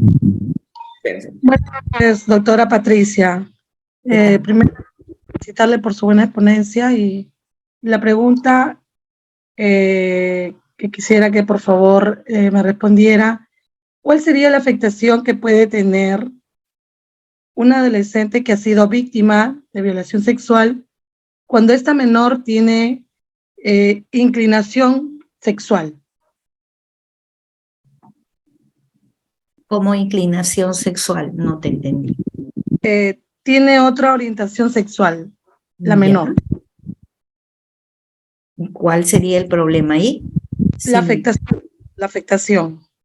¿Qué afectación tendría la menor en este caso? Un adolescente que ha sido víctima de violación sexual, ¿no? Y la menor pues tiene otra orientación sexual.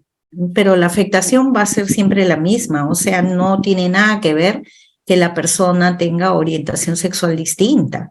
O sea, la persona, si no es bajo su consentimiento una relación sexual, va a estar afectada, ¿no? O sea, si ha sido violentada, va a estar afectada. Tenga la opción sexual que tenga, no tiene nada que ver ahí.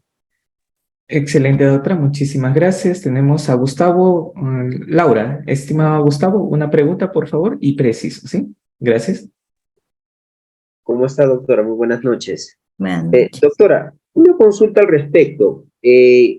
Dentro de la entrevista de cámara Gesell como prueba anticipada, tengo entendido yo que a veces la parte del investigado puede solicitar, hablando del abogado, perdón, del investigado, puede solicitar un apoyo, no sé si decirlo técnico, hablando de un especialista o un profesional psicólogo, para que, no digo como perito de parte, ¿no? Pero para que pueda de alguna manera orientarlo en las participaciones que él pueda hacer para que por intermedio del juez o del fiscal pueda vertir las preguntas en tanto a los hechos o preguntas que se quiere dar a la agraviada, a la menor agraviada.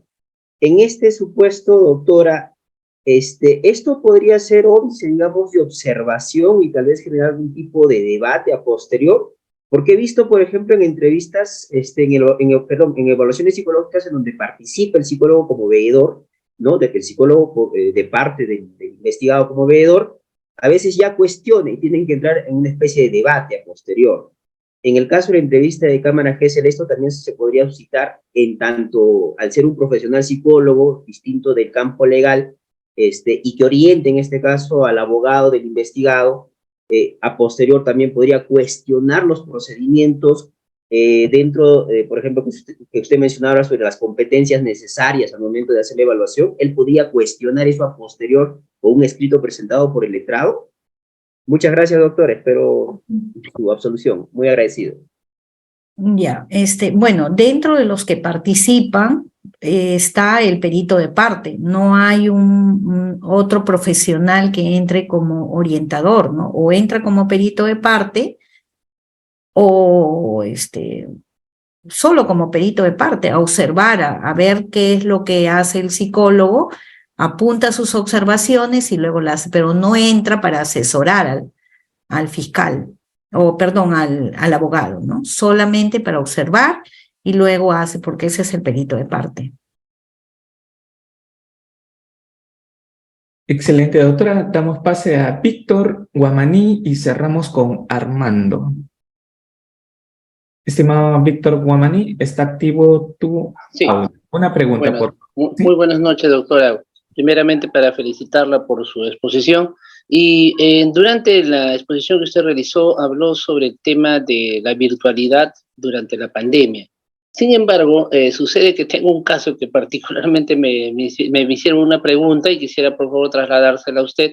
Dígame, si por alguna razón la víctima o la presunta víctima no pudiera asistir por temas de salud, por temas específicos de salud determinados por salud, ella no puede asistir a la cámara Gesell, ¿se puede hacer una entrevista única de manera virtual?